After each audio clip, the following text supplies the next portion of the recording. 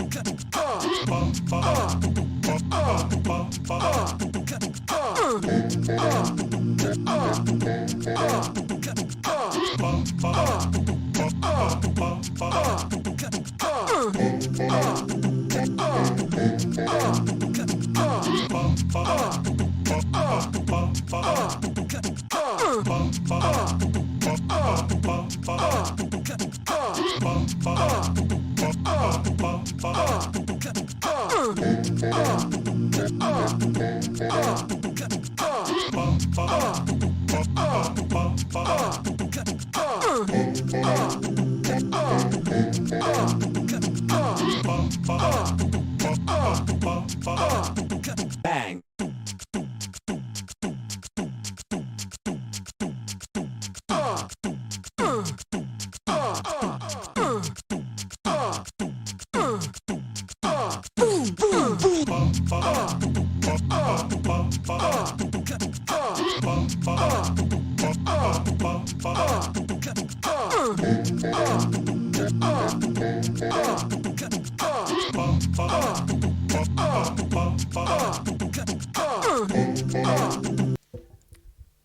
Poof, poof, poof. Yeah, that seems to be working. Hey, Lead Blast. I guess ask away. I might not be the best person to ask about Elisa, but I would definitely be willing to try. And how are you? I guess good morning from me. What's the deal with our down back 2-2? Does it guarantee stuff? Yes. Or, well, yeah, I guess it does now. It used to not technically guarantee stuff. So if you get a counter hit on down back 2-2, it's natural, right? And they get put into a nosebleed stun. Do you know what a nosebleed is? There aren't that many nosebleeds in Tekken 7 that like matter at all, so it's kind of a mechanic that's almost disappeared. It's a stun that like they grab their nose. And she's plus 14 if they don't break the stun, which means she can get a mini launch, I guess. Seeing as she can do, what is it, 4-3-2, I think is the launcher in Tekken 7, right? So she can do that, or she can do something like 2-4 if she's at the wall to splat. No speed stun. Yeah, and if they hold down, yeah. So if they hold down, she gets to do down for 1+2, the head tailspin. And she still gets a combo. She didn't used to get a combo there because she couldn't. They broke the nosebleed and it fell down. I think she got like a down back 3 or something. But now she gets a tailspin. So it's like a 50-50. I'm not sure. I don't think you have time to see. Like if you wait and see if they break it, I don't think you're gonna get plus 14. So it's kind of a mix-up. Either they break it and you think they're going to break it and you do down 4 into tailspin, or they don't break it and you obviously do whatever else you want to do. But it's a really high reward. It's probably a better design now, I think. Not that many people get hit by Dimebag 2-2. Still, though, it has a pretty long what's it called? Delay window. So you can definitely get people with it. I think I have a really old combo video that's recorded on God, what were they called? HD PVR, was that what it was called? Yeah, there we go, HD PVR. Like his really old capture, an oppage. Like one of these things. Let's see if I have a window open here. I had one of these. And I have or well, I guess it's probably an older version of it, but I think I have a combo with Damek 22 from Type 2 on my YouTube channel. It's like, does a lot of damage, but it's recorded with a bad capture device, and I didn't really know how to use it either, so it looks like shit, like absolutely garbage. It looks so bad. Let's see if we can find it. Yeah, here it is. You can barely see this stuff. Yeah, this stuff here. Yeah, well, it's not secret. It's on my Patreon. All that stuff is on my Patreon. All the unlisted stuff. So, let's see. This thing, right?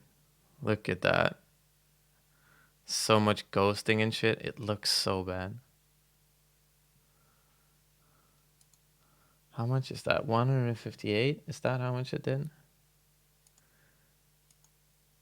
That's a lot of damage. Yeah, but that's the deal with Downback 2-2. I guess it's better now. I don't really play Elise in Tekken 7, but if I did, I would probably be pressing Downback 2-2 way more than I should.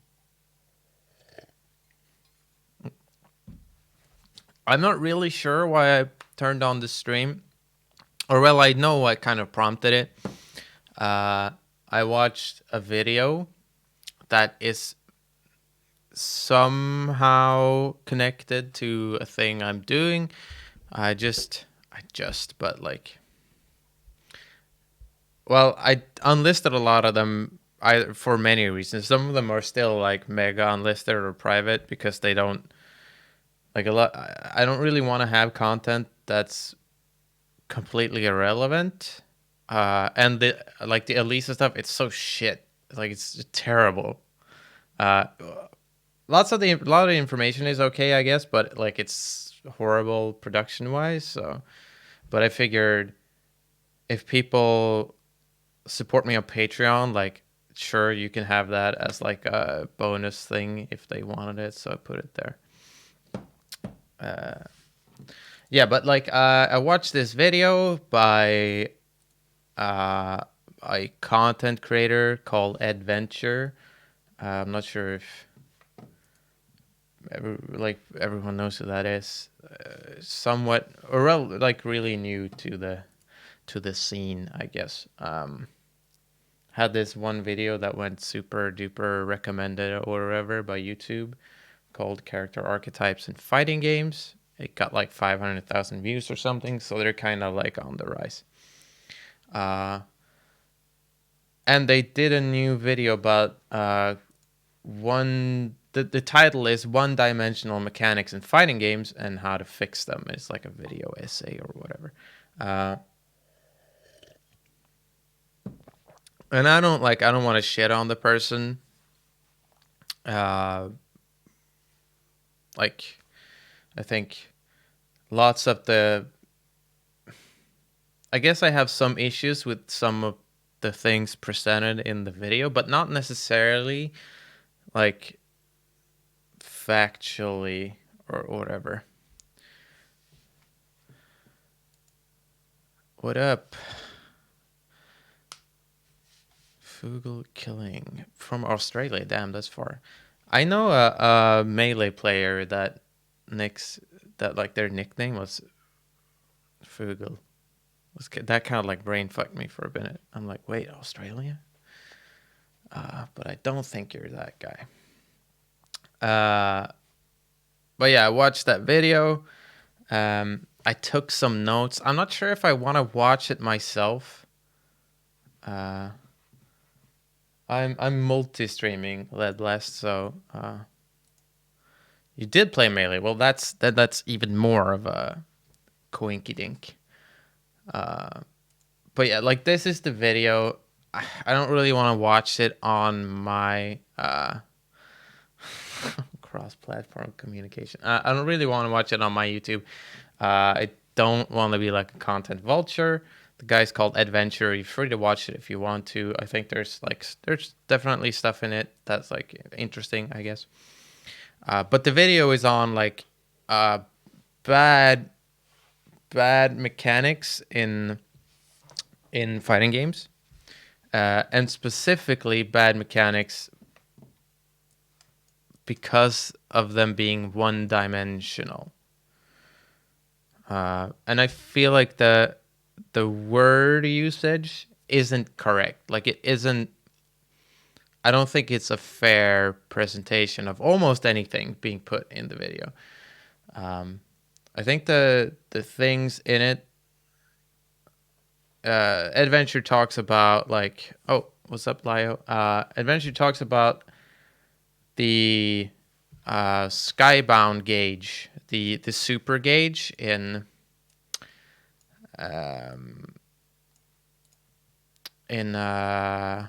what's it called? Oh, what's it called? The super gauge in Grabblue. That's it. So Adventure talks about that, and I don't want to be presumptuous. I'm gonna assume that Adventure is a guy, whatever. They talk about 5 things, I guess, for the skybound gauge being a poor mechanic. But I think it, like, if you make a video that's talking about like, okay, fighting game mechanics are only bad if they're one-dimensional. They don't have. I think they whatever. Hey, how's it going, dude? Thanks for following, dude. Or oh, whatever. Rat thing. Do I not have these? Oh, damn. Fugel is Poultriarchy. I guess one of those names are a bit more like more power in it. Do I have like, is my sound settings fucked up? Maybe. Whatever. It doesn't really matter. Anyway, so the video opens with basically the quote that's like, one-dimensional mechanics are bad because they're one-dimensional. They only impact their game in one way, and this way they impact the game isn't like, it doesn't provoke any critical thought or analysis or whatever.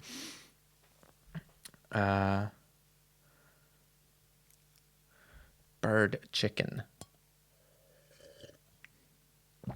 I saw a map the other day, like of European countries and what language they thought was fucked up.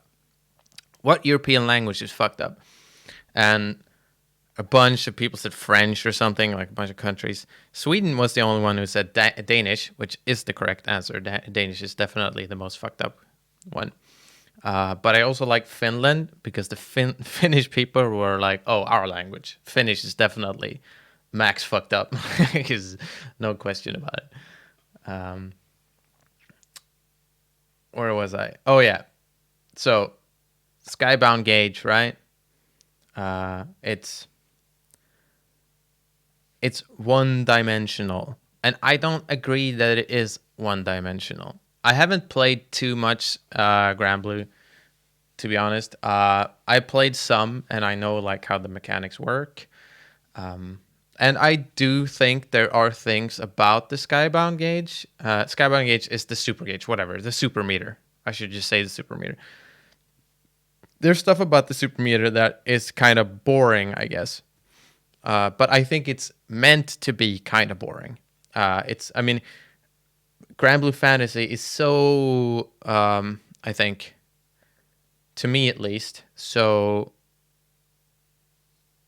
apparent, like obviously a riff on, like an anime riff on Street Fighter 2, and the Super Gauge to me feels a lot like Street Fighter 2's, but they want it to be more impactful when you use it, and you have it a little bit less often. But like that's kind of how I feel about it, especially like considering how they haven't tied EX moves or anything to the super meter. Super meter only does super, and it does different things depending on like some characters have multiple supers, and every character has like one super when they're above, I think, 30% health, and then another when they're below 30% health.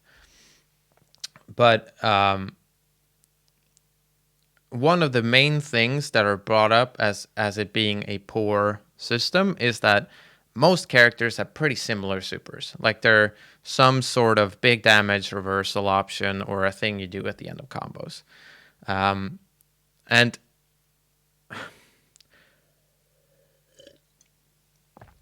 I can see how you would look at that and you would say, that's boring to me. That's not, I want to be able to do more stuff with my super. Like, let's imagine that that was the case. They all do the exact same thing. Even if they all do the exact same thing, that is not a one-dimensional mechanic. That's like saying, I don't know, pre rage drives. Was rage art a one-dimensional mechanic? I mean, it clearly isn't. You can use it for combos. You can use it, like, once you enter rage, you're given, like, okay, now my combos do more damage. So that, I guess you could say, is one-dimensional. But you can't only use it there. You can also use it as some sort of reversal. And some characters don't have reversals. So it's not only, okay, after this thing is full, after this meter has filled up, I have to tread more carefully because I'm going to take a shitload of damage if I get hit by reversal. But it could also be this character that I used to be able to do whatever I wanted against in these situations. Now I got to think about this. Like, calling it one-dimensional to me is like, it's such a baseline fighting game mechanic that I don't really understand how you could leverage that sort of criticism towards it. But then you are faced with the reality that is, not only are there, of course, like some characters, they're pretty rare, but some characters in Grand Blue have supers that do other things. Like Fairy, I think her name is, the girl with the whip. She can toss out a ball that's like moving across the screen that like pressures the opponent. She can do an install super. There are other characters with installed supers.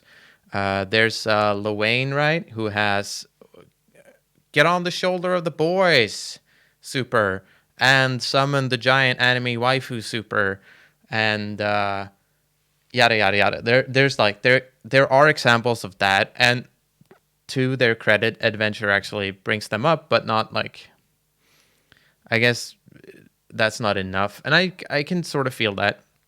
It's not like a massive amount of variety, but even amongst the characters that are not like, oh, my character doesn't have an install super. What's his face? The guy with the double swords. I guess saying the anime guy with the double swords, that's like not a good descriptor for Grand Blue. Let's see here. Let's see if I can find them. I feel like... Oh, wait. I'm going to read that, but I'm first going to try to find what this character is called. Where are you? Where are you? Here we go, main page.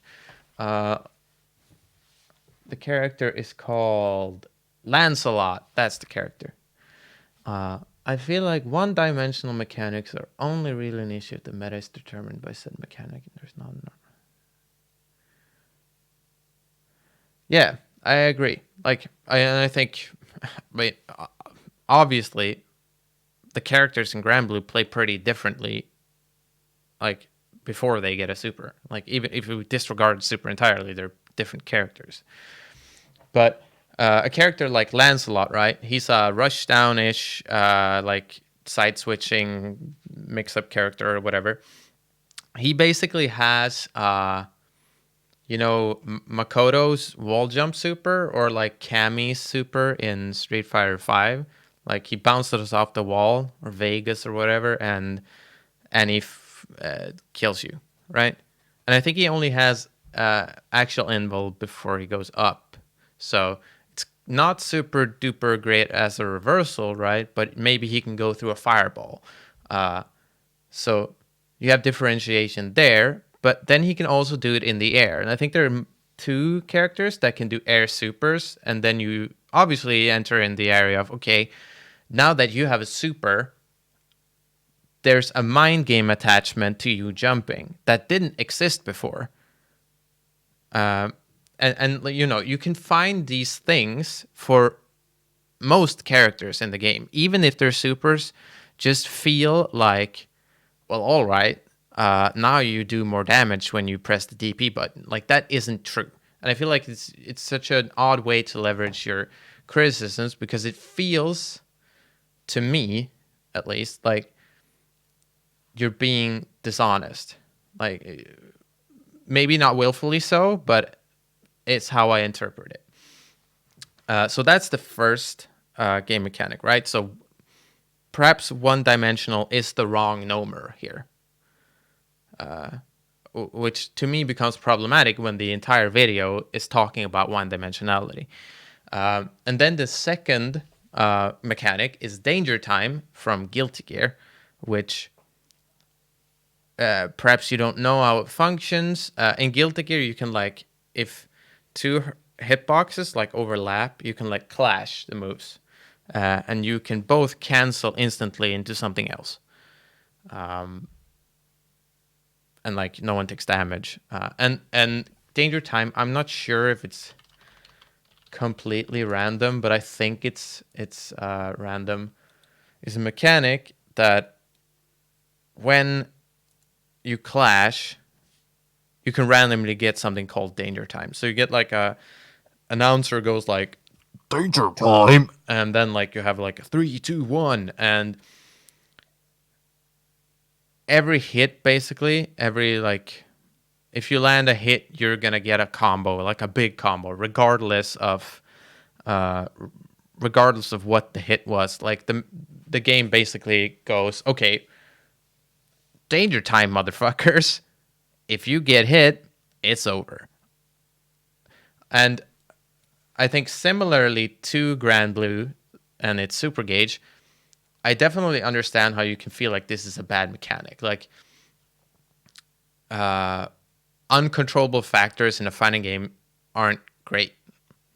And like the game just going like, okay, you guys have played this like sick, legit fighting game match. Time to flip the table. Like, I understand how people don't like that, but I don't see how that fits into one-dimensionality either. I guess you could argue that it one-dimensionally favors aggression because the hit becomes so much stronger. But even if you're playing a defensive game in Guilty Gear Xrd, you still want to hit people. So all it does is fiddle with the risk reward of things. I don't really understand how that fits into a one-dimensional mechanic either. Like, it again feels like the wording is completely off from the criticism being leveraged, or the attempt at leveraging said criticism. But again, like, lots of people dislike Danger Time. I think it's fucking great, though. I love watching people get destroyed. Oh yeah, there was another thing. I really dislike it when people use the language of fair or unfair in fighting games. Adventure uses an example. Yeah, exactly. Like, it sort of thematically fits into Guilty Gear. But Adventure uses an example of a tournament where Adventure is playing Axel against a Kai. They clash, enter danger time, and the Kai jumps in, and Adventure playing Axel goes, well, what the fuck were you jumping for, you dumbass? And just does like 2S anti-air or something. 6K, whatever button Axel does. He has like 18 buttons that goes up. And kills Kai, and he's like, well, Adventure's like, well, that's unfair. I can't believe I so unfairly beat this Kai. And I mean, you didn't. I don't understand where the unfairness there is. You're increasing the risk reward, but if you missed the anti-air and Kai hit you, you would have imploded as well. So it doesn't seem, I don't understand where the element of unfairness enters in for danger time. It affects both players. If only one player was like, if the game was picked one player and went, okay, you're super buff now. You're super fucking buff now for like 20 seconds, bro. Let's do this. Like, then, of course, but that's not what happens. It affects both players. So I'm like left similarly confused by the words used. And I don't know. It seems like someone who just went, okay, I don't like these things in these games, so... But if I just make a video that's like, oh, I dislike these things because I don't like them, because they do these boring things, or that's not enough. I have to find like this video essay, like this great platform from which I can shoot down my objective criticism, and it doesn't really fit. And the thing that made me really like want to talk about it, I guess, is that the next thing brought up is L canceling. And I'm going to sound like I'm really shitting on Adventure here, but I've watched some of their videos before, and the problem to me that's kind of prevalent in the content is that Adventure chooses to cover things that I feel like they probably don't know that much about. Like, they're, okay, I'm going to talk about this thing over here. I haven't really played this thing. I have experience with these things, but I feel like talking about this thing. And the thing Adventure brings up here is L canceling in Melee. And it's pretty obvious that Adventure hasn't played Melee. It's not their Melee footage. It's not like I think they even credit some person, like, oh, I talked to this person about L canceling. It's like, of course, it's bad. And I had this discussion in a YouTube comment on my latest video, where someone brought up, they talked about like unnecessary mechanics, and they were pretty much talking about it from the viewpoint of Adventure here. Just replace unnecessary with one-dimensional. Like, unnecessary mechanics are those that don't add anything to the game. You just like, they're one-dimensional. You either do them or don't, and if you don't, that's bad. You want to do them. And they talked about L canceling. And I don't think it fits, I guess. And I think it's pretty clear to me when people talk about L canceling in that way. Because lots of people hate L canceling. Like, the L cancel is, for a majority of players, I think, not a very fun mechanic. And I think you can definitely like talk about how it isn't good for the game or very interesting for the game, but it isn't one-dimensional because...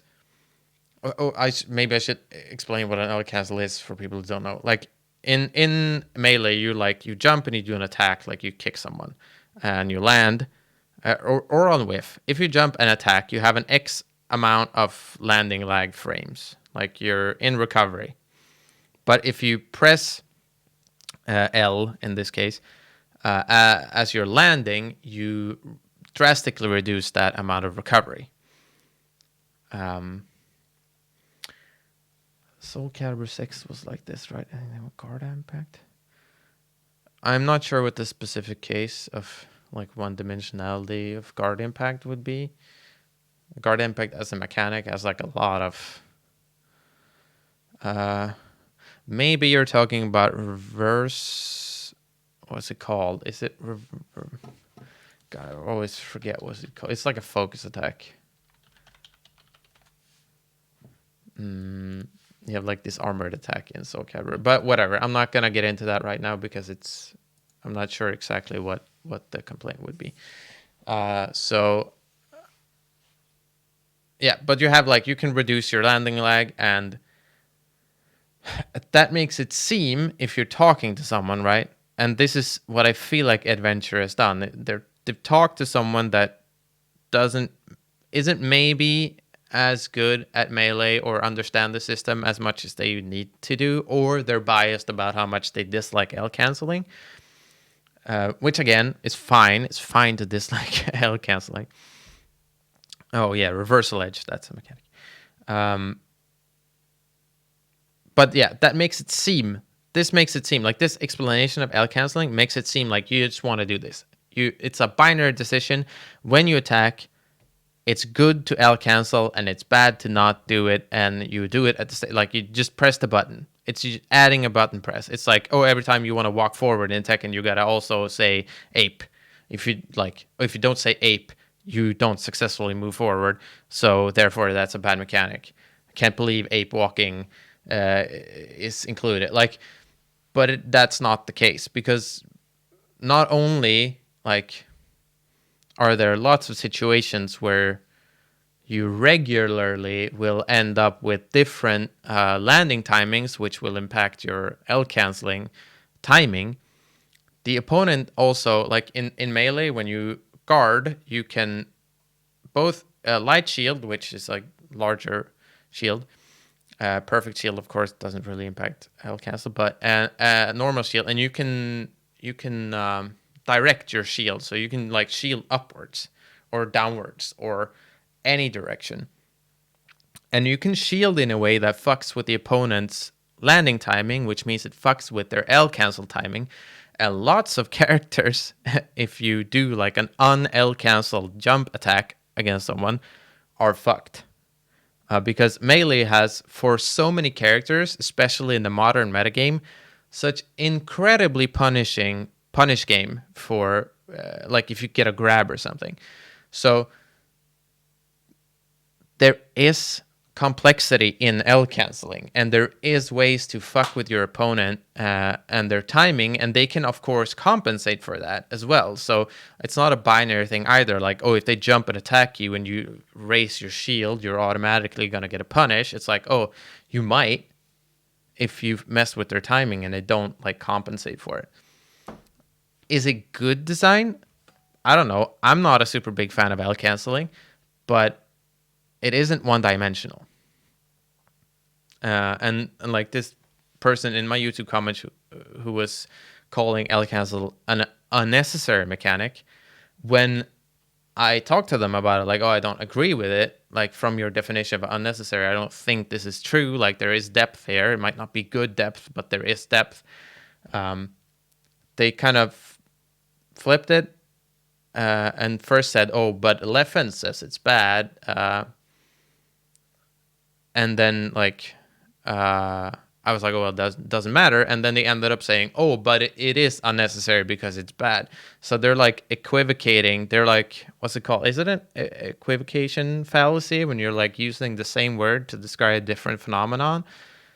I think this is also like super prevalent. Like, oh, but I said it was unnecessary, as in one-dimensional, but then I'm like, oh, but it's unnecessary because it's bad, so therefore these are the same things, but they're different things. Like, language matters a lot. The reason I've had people defend L cancel to me is that reducing recovery makes the game faster. Yeah, but like the argument then would be that, oh, we just delete L cancel, like basically make L cancel happen automatically. You keep the game speed, but you lose the button press. And I think that's reasonable. I understand why someone would feel that way, and I think you can have a lot of reasonable arguments for it. The chief one being, I find L canceling fucking boring and dumb, and like it doesn't add that much to the game. So let's get rid of it. Like I think that's reasonable. I just don't. I just like can't stand by or whatever an argument that is trying to make something objective by misrepresenting something. Like that don't fly with the rubbish. I'm not sure. Was there another one? I think those were all those three things, right? Just cut the recovery then. Yeah, I think like that's like a reasonable thing. But where was he done a good job simplifying some of? Yeah, I mean, I've heard a lot about like how people prefer that, and I think that's like cool. I like that they, like either through lots of crazy characters, but also the fact that they try to take a mechanic and then like, okay, if I understood it correctly, I have never played Rivals of Aether, but if I understood it correctly, as I got it explained to me, is that they've kind of like simulated differences in landing lag or recovery by having different like very basically, if you attack someone and you hit them or their shield, you're basically L canceling automatically, but if your character whiffs, then it doesn't. So like they've tried to approximate something that's within the realm of that, but they're removing the the button press and the whatever, like that kind of stuff. I think that's cool. Like I like games that do lots of different things. I just don't. I just think like language and like if you're gonna be someone that goes, okay, I want to sit and talk to people about fighting games or anything, right?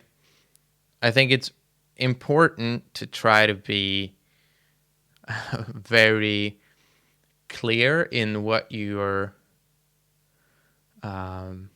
messaging and communicating. Like it's very, very hard to do this well, and I understand that. Like I have a lot of trouble with it myself.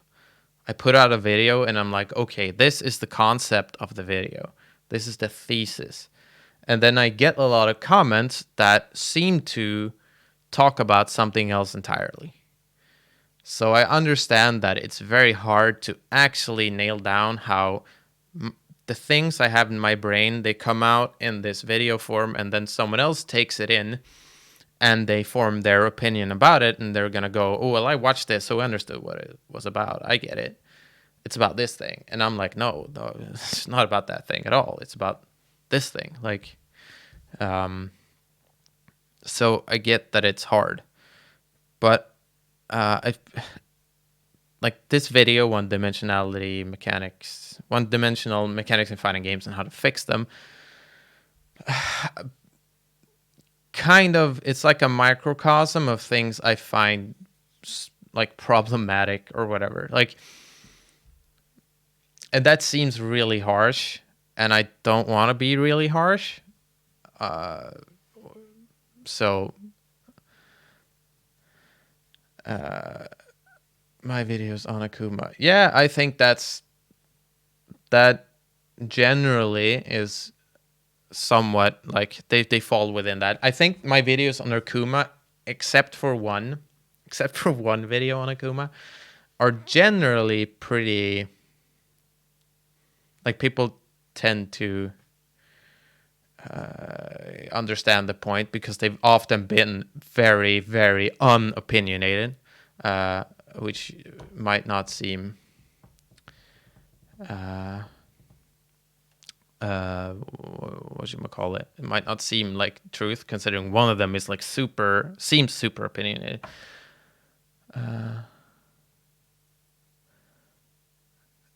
Would it be useful if these videos demand the opposition first, like if the video opened with reasons why one-dimensional mechanics as a term might be?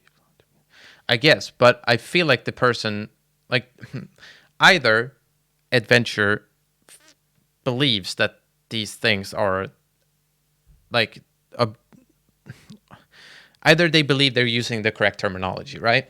Which, I mean, if we want to give people like the benefit of the doubt, right? We don't want to believe that people are trying to mislead us, and I think that's true. So that's just like, oh, it's a poor choice of wordage, whatever wording. I think wordage means something else. So I just think that's like a mismatch. Like the wording is just flawed. So then it becomes really hard for Adventure to start the video with, oh, my wording here might be wrong and poor. I really mean this, because then obviously they would have just written it to be different to begin with. But I have like on my phone, I have like notes for potential videos that never ever happen because I don't have the time. But I had written this thing about sort of about this that may or may not happen. Let's see here. And I had like these pretty related thoughts, I think, at least. That's like people. I imagine. I'll get to it. I imagine it's easy to just get exacerbated by the research process, fail to realize one hasn't given the other end of this. I don't fair shake. Yeah, I mean, it is really harsh, and I understand that being like doing your due research is also really bothersome, especially if you're trying to like grow as a channel. I get that you just want to pump content out. Like even if you're doing like edited content, like Adventure is obviously not just like a React streamer, but it's still like you want to get things out, like a video every other week or every week or whatever. But it's like I feel like people are so afraid to make a video that doesn't have all the answers. That doesn't either. It's like it can't have, if it's supposed to have all the answers, right? That's like the baseline. All videos, they open with a question and they end with all the answers. Bam. Encapsulated 10-minute thesis, fucking crushed it, right? And I think that, along with the fact that people don't want to give complicated answers, is really the problem. Because you can't really have a really well explained, encapsulated question and answer if you're supposed to do it in 10 minutes and there's not supposed to be any like, or it's like an open and shut case. So or I should say you can do that, but then you have to pick easy questions. So there are easy questions and there are hard questions. Having all the answers seems to be a huge problem with the video essay scene in general. I agree. That's probably true. I do feel like there's, at least, I guess, I feel like there's a trend in video essaying in general that they're getting longer and longer. So at least I feel like people are trying to expand their arguments, I guess.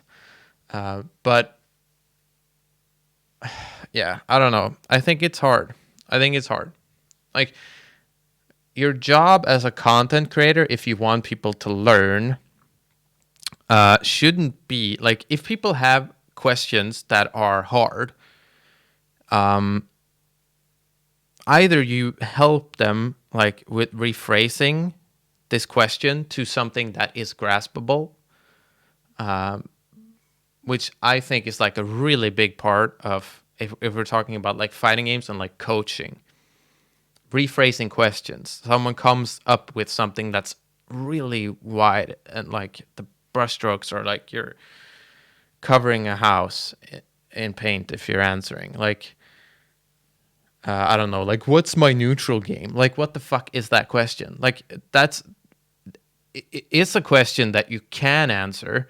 It's not like a metaphysical, like, you don't have to, like, oh, is this right? Is that right? But the question and answer are so large But it seems like if someone just goes like, "What's my poking?" That seems like it should have an answer that's like, "Oh, you do 5A, you dumb fuck." Like,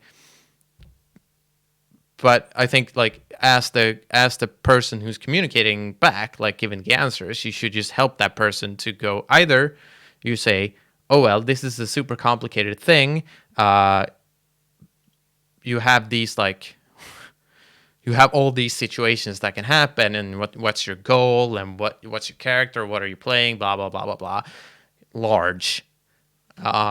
Or you help them rephrase it to like, oh, what is the exact situation we're talking about, and then we can make that an easy answer. We can make it, in this situation you want to press 5A. Like these are the two sort of areas, and I feel like video essaying, in terms of at least these topics, like, oh, one-dimensional mechanics and how to fix them, either you talk about them from a super subjective standpoint, or you have to do a lot of research. I think you can't really have the cake and eat it too. So sounds like lose again, man. Only answer. I don't know who that is. Should I know who that is?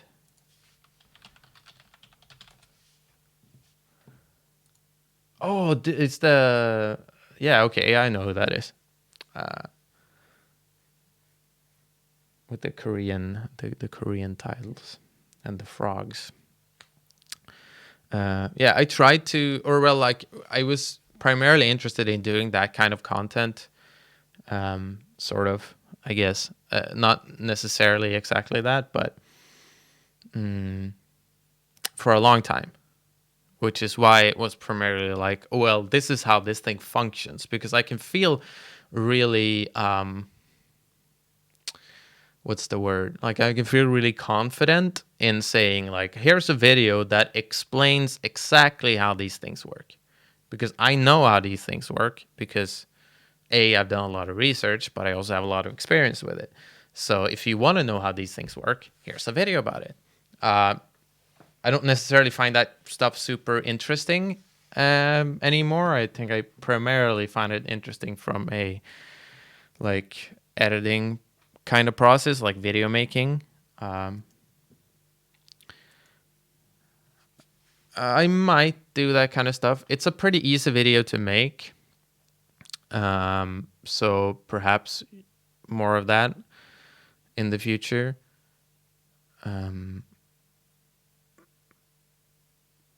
But we'll see. I have stuff I'm working on that's like pretty heavy in terms of like research and stuff. I'm currently writing a script for a video on language use, which is pretty pretty connected to the thing I've been ranting about. And I've been talking to a lot of linguists. I have really lucky, I guess, that I have like I live in a university town. I guess that doesn't really matter, but I have really easy way to contact people from these, what's it called in English, like Institute for Linguistics, I guess. So I've been talking to, what is it, 2 or 3 linguists over email. I wanted to interview one of them, but they didn't wanna do it like that, because they want to be able to source their stuff and like write really good answers to stuff. So like I have my thoughts on the subject, and like, as you say, like cheap, honest, dishonest. What does that mean? How does that affect us? How does it affect that something is broken or trash or blah, blah, blah, blah, blah, all that kind of stuff. So I have my own thoughts on that, but I'm not a fucking linguist. I don't have like multiple PhDs from Stanford or whatever. So, yeah, I'm trying to use that as a resource more and not just talk out of my ass. So hopefully I get the last answers back somewhat soonish. Maybe like early next week, perhaps, maybe. I don't know. And I can finish the script and I can start recording it and doing animation and stuff in After Effects. So that's, I think that's going to be cool. I don't know how people will react to it. But I have like intuitive thoughts about language use being like super affecting for pockets of players. Appreciate the effort. Yeah, thanks. I appreciate people watching. I mean, for me, I guess I don't know if I would do it anyway if no one watched, right? But it's really good practice for learning new techniques and stuff in film making wise. I guess it's not filmmaking, but like animation and editing, rather. So it's great.